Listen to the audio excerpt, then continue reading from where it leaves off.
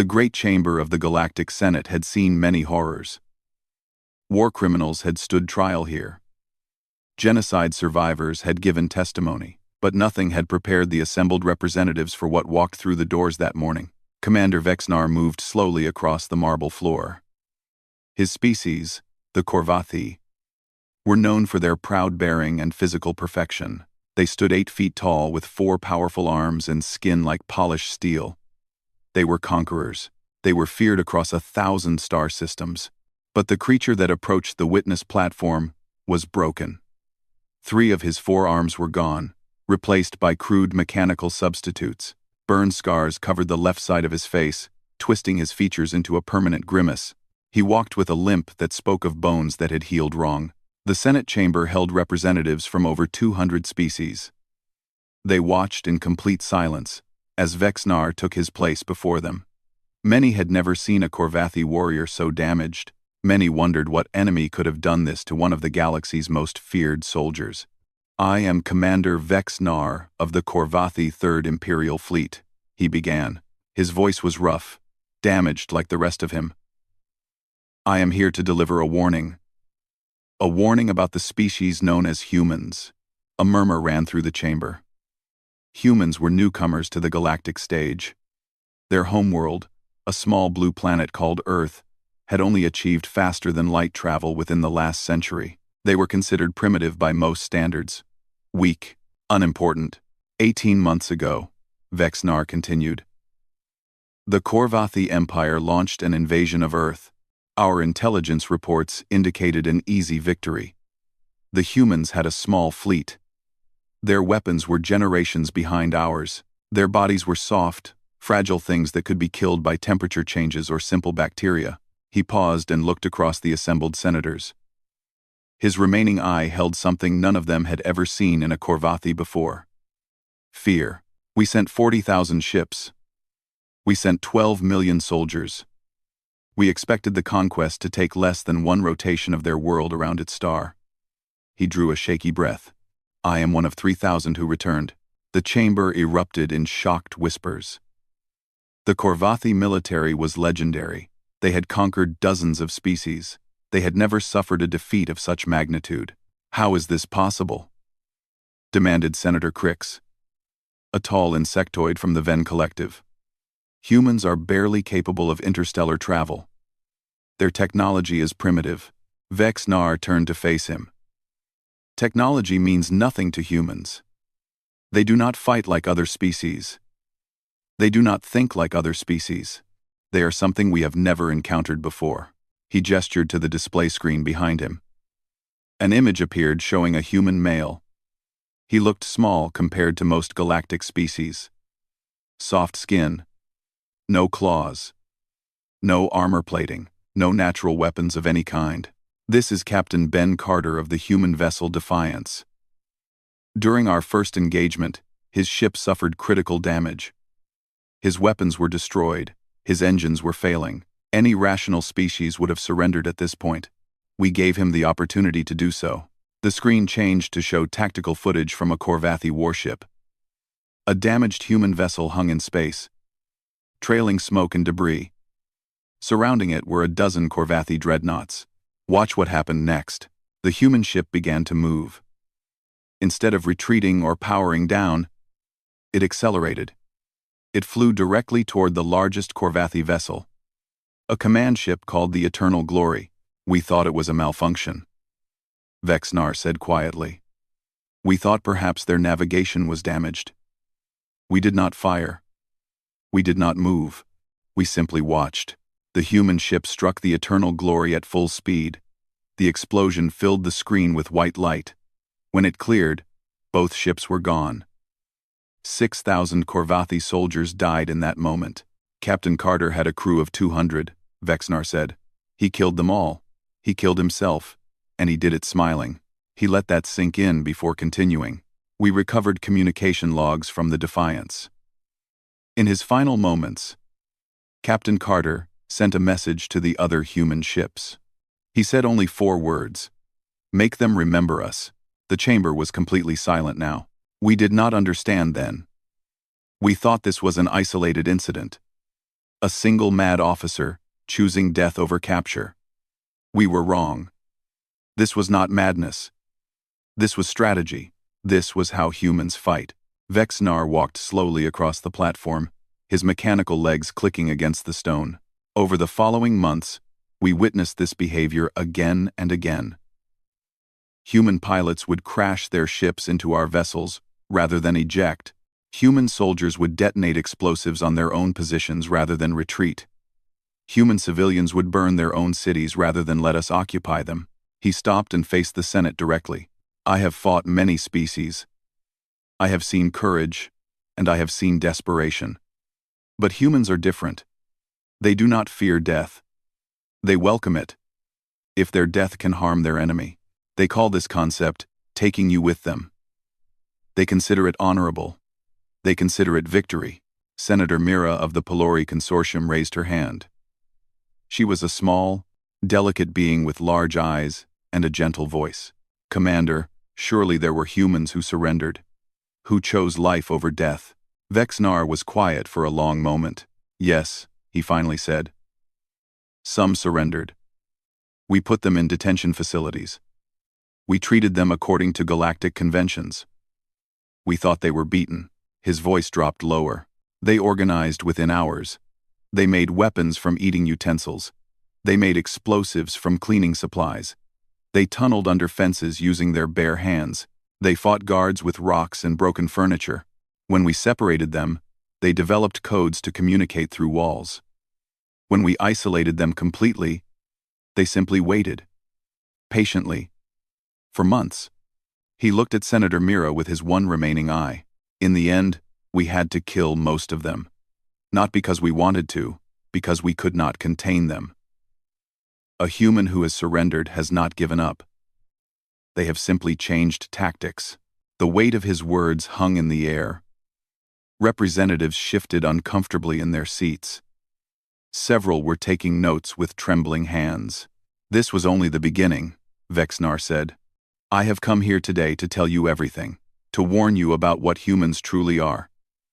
Because if you do not listen, if you do not understand, then one day, you will make the same mistake we did.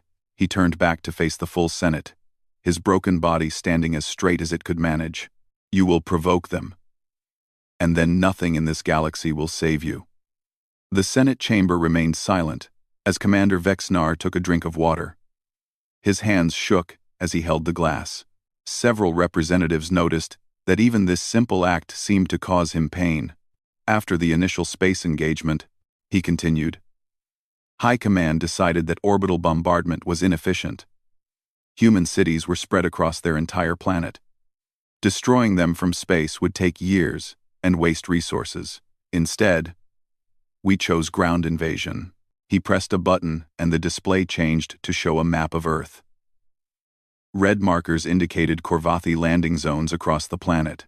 We landed our forces near major population centers. My battalion was assigned to a region called Colorado, specifically a city named Denver. Intelligence indicated approximately 3 million humans lived there. We expected to secure it within 2 days. The map zoomed in to show the city. Tall buildings surrounded by mountains. Snow on the peaks. It looked peaceful. We landed at dawn. Our soldiers moved in formation through the empty streets. The humans had fled into the surrounding areas. We thought they were simply running away. We thought they were afraid. Vexnar's voice grew quieter. By noon, we had lost 600 soldiers. We never saw the enemy. They shot at us from windows, from rooftops, from underground tunnels we did not know existed. When we searched the buildings, we found nothing. The shooters had already moved to new positions. He showed footage from a soldier's helmet camera. Korvathi troops moved through a dark building, weapons raised. Everything was quiet. Then suddenly one soldier fell. A hole in his armor, then another. The footage became chaos as the remaining soldiers fled. We called for air support. We bombed the building. We reduced it to rubble. And that night, from those same ruins, more shots came. The humans had simply hidden underground and waited for us to stop bombing. Senator Crix leaned forward. Who was leading these humans? Surely their military was destroyed in the initial attack. Vexnar almost smiled. Almost. Their military was badly damaged, yes. But the humans who fought us in Denver were not soldiers. They were civilians, teachers, shopkeepers, farmers, office workers. They organized themselves within hours of our landing. He showed an image on the screen. A human female, middle-aged, with tired eyes and dirt on her face. She was holding a weapon that looked handmade. This is Lisa Grant. Before the invasion, she taught young humans about mathematics. She had never fired a weapon in her life. Within 1 week, she was commanding a resistance force of 2,000 civilians. Within 1 month, she had killed more Korvathi soldiers than most of our own officers. The image changed to show crude weapons. Pipes with explosive ends. Glass bottles filled with burning liquid. Devices made from kitchen appliances. Humans can make weapons from anything. They used chemicals from their cleaning supplies to create bombs. They filled bottles with fuel and cloth to create fire weapons. They sharpened pieces of metal into blades. When they ran out of materials, they used rocks. When they ran out of rocks, they used their hands. He paused and touched the scars on his face. I received these wounds from a human who attacked me with a broken piece of glass. He was an elderly male. He weighed perhaps half what I do. He nearly killed me before my soldiers pulled him away. He was laughing as he died. The Senate chamber was completely quiet. Many representatives looked disturbed. Some looked like they might be sick. But the weapons were not what terrified us most, Vexnar continued. What terrified us was how they hunted. He brought up biological data on the display. Diagrams of human anatomy appeared alongside charts and graphs. Humans evolved on a planet where they were not the strongest creatures. They were not the fastest. They had no claws, no fangs, no venom. By all logic, they should have been prey for larger animals. He pointed to a section of the data. Instead, they became what scientists call persistence predators. They could not outrun their prey. So they followed it. For hours. For days. They walked after their targets until those targets collapsed from exhaustion. Then they killed them. He turned back to the Senate. They did the same to us. Footage appeared on screen. Korvathi soldiers running through a forest at night. Their heat sensors showed human shapes following behind them. Not running. Walking. My unit tried to flee the city after our positions were overrun. We traveled 40 kilometers through wilderness. We thought we had escaped. We made camp and tried to rest. The footage showed the soldiers setting up defensive positions. They looked exhausted. 4 hours later, the humans found us. The same humans we had run from. They had walked through the night without stopping. They were tired. Yes. But they were still fighting. We were too exhausted to resist effectively. They killed half my unit while we were still trying to wake up. He showed more data on human biology. Humans can walk for incredible distances. They can function without sleep for days. They heal from injuries that would kill most species. They can survive extreme temperatures, both hot and cold. They can eat almost any organic matter for nutrition. They are, biologically speaking, nearly impossible to exhaust. Senator Mira spoke up again. But surely with superior technology, you could simply eliminate them from orbit? Destroy their hiding places? Vexnar nodded slowly. We tried. After the first month, High Command authorized nuclear strikes on human population centers. We destroyed 12 major cities. Approximately 100 million humans died in a single day. He let that number hang in the air. Do you know what the humans did in response? The Senate waited. They launched their own nuclear weapons. Not at our ships. Not at our landing zones. At their own cities. At locations where our ground forces were stationed. They burned their own people alive to kill our soldiers. His voice cracked slightly. We killed 100 million of them. They killed 300 million of themselves. And they considered it a fair trade. Because for every human who died, They took 20 Corvathi with them. He looked around the chamber at the horrified faces. That is when we realized the truth. Humans do not fight to survive. They fight to win. And if winning means destroying everything they have, everything they love, everything they are, they will do it without hesitation. Because to a human, surrender is worse than death. Surrender is worse than extinction. He straightened his broken body as much as he could. We were not fighting a species. We were fighting an entire planet that would rather burn than kneel, and we had no idea how to defeat an enemy like that. The third day of testimony began with Vexnar looking even more tired than before. The senators noticed that he had not been sleeping. Some wondered if he could sleep anymore. Some wondered what nightmares waited for him when he closed his eyes. "I have told you about human determination," he said as the chamber settled into silence. "I have told you about their willingness to die. But these are not what makes them truly dangerous. What makes them dangerous is how quickly they learn." He brought up images on the display. Corvathi weapons. Corvathi armor. Corvathi shield technology. When we invaded Earth, our technology was approximately 300 years more advanced than theirs. Our shields could stop any weapon they possessed. Our armor could resist any impact. Our ships were faster, stronger, and better armed in every way. He changed the image to show a wrecked Corvathi fighter craft lying in a field. This vessel crashed on Earth during the second week of fighting. The pilot survived the impact but was killed by local humans.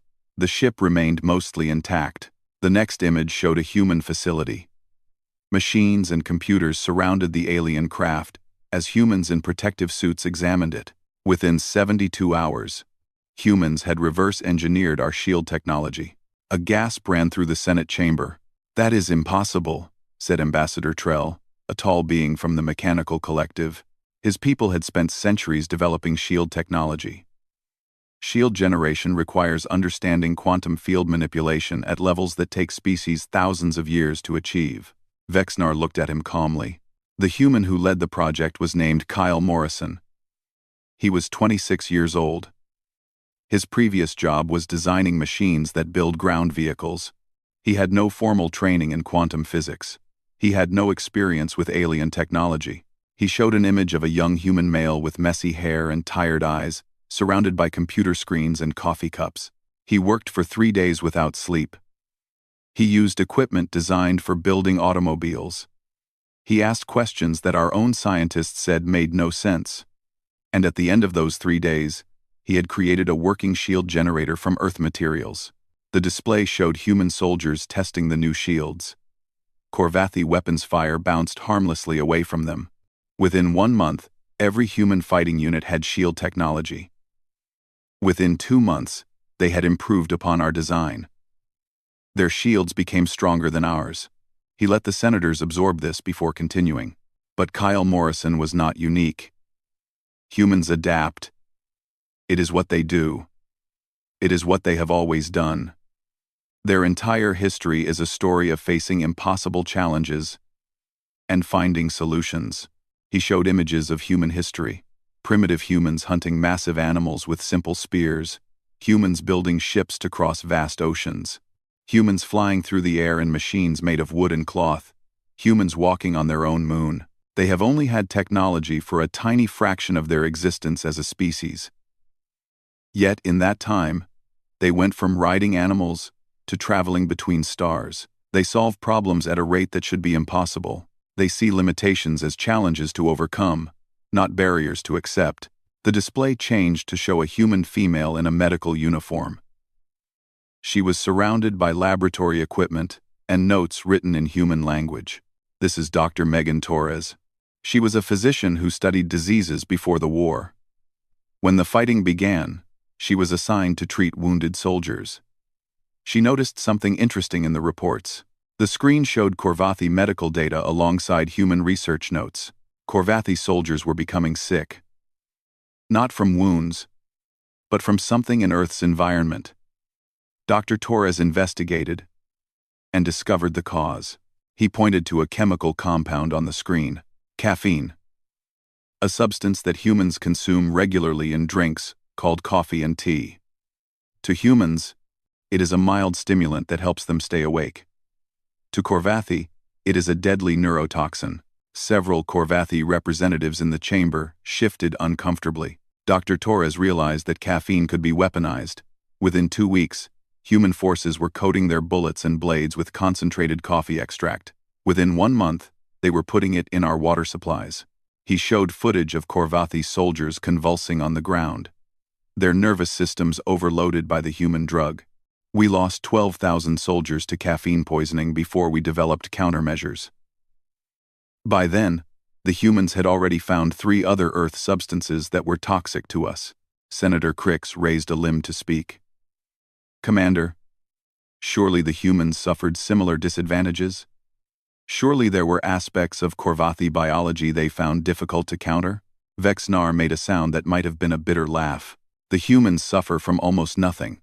Their immune systems are remarkably adaptive. Their bodies can process toxins that would kill most species.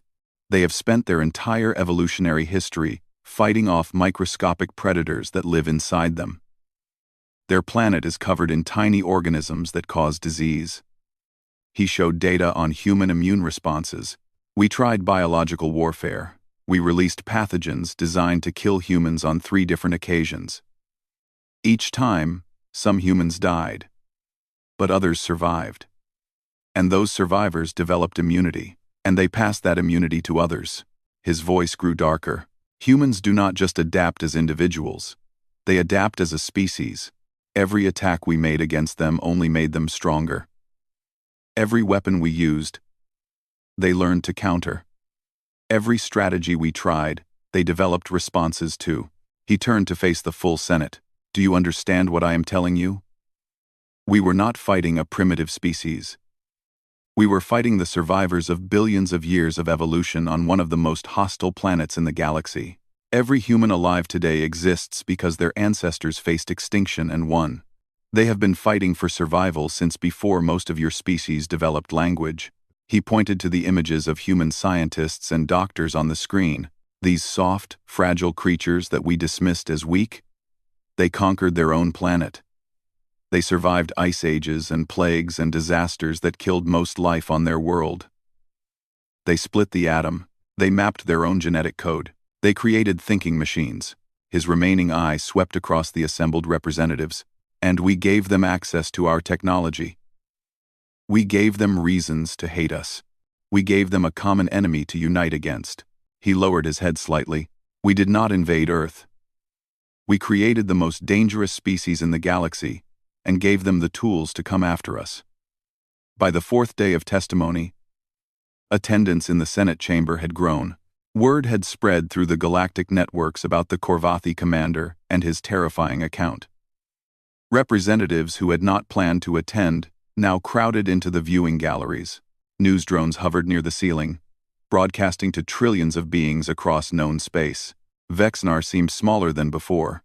The weight of his memories was crushing him more with each passing day.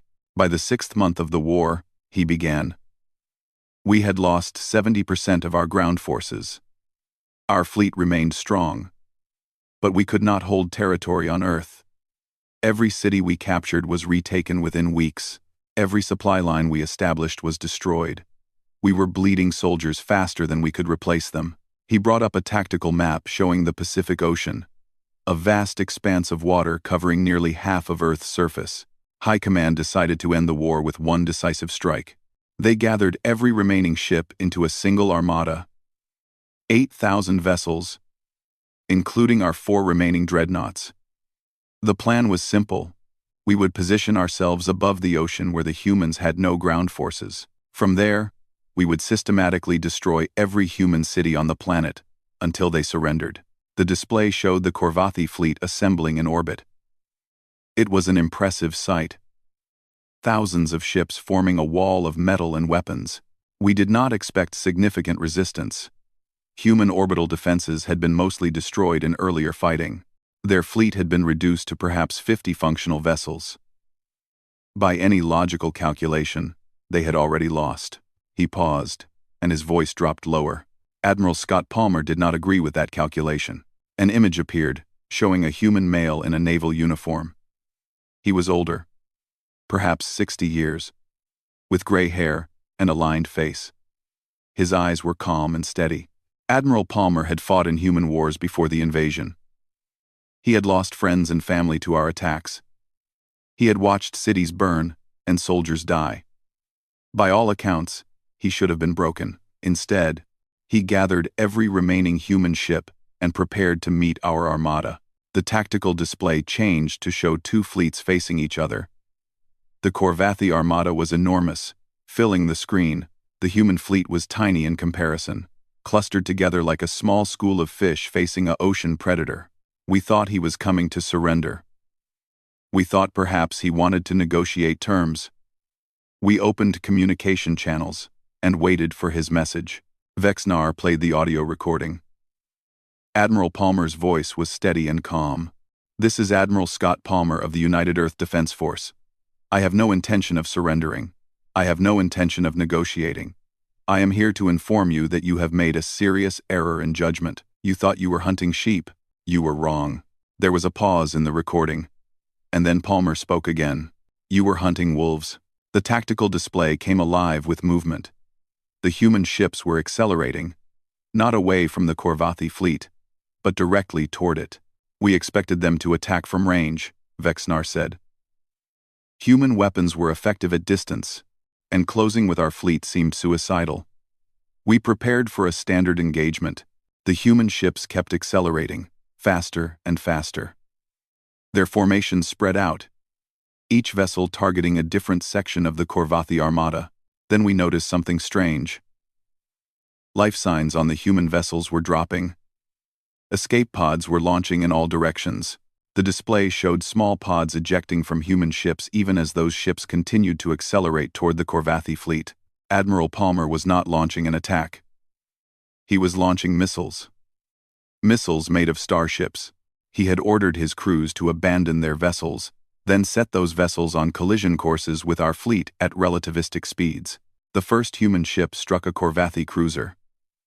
At the speed it was traveling, the impact released more energy than a nuclear weapon. The cruiser disappeared in a flash of light, along with 6 other vessels nearby. We tried to shoot them down. We tried to move out of their path. But there were too many, moving too fast, from too many directions. The display showed the destruction. Human ships slamming into Corvathi vessels, explosions cascading through the formation, the orderly armada becoming chaos. We lost 3,000 ships in 40 minutes.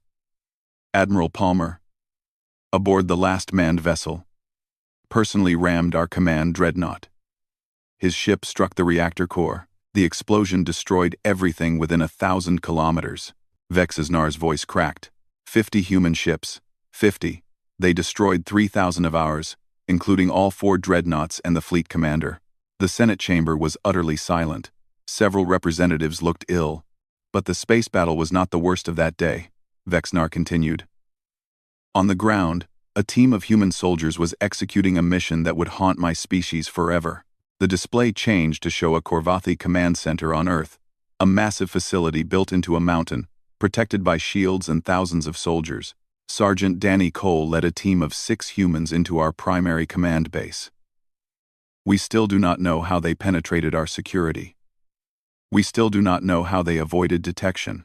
All we know is that they reached the central reactor chamber. Footage appeared showing a human male in damaged armor, bleeding from multiple wounds. He was surrounded by the bodies of Corvathi soldiers. In his hand was a detonator. Sergeant Cole's team had been killed getting him to the reactor. He was alone, wounded, and completely surrounded. There was no escape. There was no rescue coming. The human in the footage was smiling. Despite the blood, despite the pain, despite knowing he was about to die, he was smiling. His helmet camera recorded his final words. He looked directly into the lens and said, "Hey Mom, told you I would make a difference." Vexnar's voice was barely a whisper now. Then he detonated the reactor. The explosion killed 18,000 Corvathi soldiers. It destroyed our command structure. It ended our ability to coordinate ground operations. He looked out at the Senate, his remaining eye wet with something that might have been tears. He was 24 years old. He had never left his home country before the war. He wrote letters to his mother every week, and he killed himself smiling because he knew his death meant something. He took a shaky breath. They all died like that. Every human soldier we killed. They died angry, or defiant, or laughing. But they never died afraid. They never died begging. They looked at death like it was an old friend, and they went to meet it willingly. His voice hardened. How do you fight an enemy like that? How do you defeat people who consider dying a victory as long as they take you with them? He shook his head slowly. You do not. You cannot. We tried for 18 months. And in the end, we ran. The mighty Korvathi Empire fled from a species we had called primitive, and we will never go back. The final day of testimony arrived. The Galactic Senate chamber was filled beyond capacity. Representatives stood in the aisles, others watched through screens in overflow rooms throughout the building. Across the galaxy, trillions of beings had stopped their daily lives to witness what everyone knew was the conclusion of the most disturbing account ever given to the assembled species. Commander Vexnar walked to the platform one last time. He moved slowly, like a being who had nothing left to give. The past 5 days had drained him completely. But he had one final message to deliver. Before I conclude, he began, I want to show you something. The display activated, showing scenes from Earth. But these were not images of war and destruction. These were images of aftermath. Human children playing in the rubble of a destroyed city. Adults laughing together as they cleared debris from streets. Families sharing meals in temporary shelters. People singing and dancing at gatherings held in burned-out buildings. These images were captured 6 months after our retreat. 800 million humans died during the invasion. 800 million. That is more than the entire population of most species in this chamber. He let the images continue playing. And they were celebrating. Not mourning. Celebrating. They held festivals in the ruins. They told stories of the soldiers who died. They named their children after the fallen. They treated the greatest catastrophe in their history as a victory. His voice carried a mixture of horror and something that might have been admiration, because to them, it was a victory. They survived. They drove us away. They remained free. Everything else was secondary. The display changed to show new images: human shipyards, factories, construction sites spreading across the planet. Within 1 year of our retreat, humans had rebuilt 30% of their destroyed infrastructure. Within 2 years, they had expanded their fleet to 3 times its pre-war size. They used our captured technology to improve their weapons. They used what they learned about us to train new soldiers. He turned to face the Senate directly. They are not recovering from the war. They are preparing for the next one. The chamber grew very quiet. Humans have a saying that I have spent much time thinking about. It goes, what does not kill me makes me stronger. For most species, this is a comforting phrase, a way to feel better about hardship. For humans, it is a biological and psychological fact.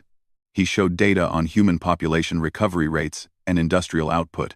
Every challenge humans face makes them more dangerous. Every enemy they fight teaches them new ways to kill. Every loss they suffer makes them more determined to ensure it never happens again. We did not defeat them. We educated them. We showed them exactly how dangerous the galaxy can be. And we gave them reasons to become more dangerous in response. Senator Mira raised her hand. Commander, what do the humans want now? Have they made demands? Have they threatened other species? Vex-Nar considered the question carefully. They have made no demands. They have threatened no one. Since our retreat, they have been remarkably quiet. They trade with species that approach them peacefully. They respond politely to diplomatic communications. They seem content to rebuild their world and expand their territory slowly. He paused. But I have studied humans extensively since my return. I have read their history. I have analyzed their behavior patterns. And I have come to understand something terrifying about them. The chamber waited. Humans do not start fights. They end them. Throughout their history, They have rarely been the aggressors in major conflicts. They wait. They prepare. They watch their enemies make the first move, and then they respond with overwhelming force until the threat is completely eliminated. His voice grew darker. The Korvathi were the first species to attack humanity. We will not be the last. Eventually, another species will decide that humans are weak, that they can be conquered, that their small territory and their soft bodies make them easy prey. He looked around the chamber at the assembled representatives. When that happens, humanity will not simply defend themselves. They will not stop at driving the attackers away. They will hunt that species across the galaxy. They will burn their worlds. They will destroy their fleets. They will ensure that no member of that species ever threatens them again. Also, they will burn their worlds. He let his words sink in. This is not speculation. This is their history. This is what they have done to every enemy that pushed them too far. They do not conquer. They do not enslave. They simply eradicate threats. Completely, permanently. A young senator from a minor species near the edge of known space raised his hand. What should we do?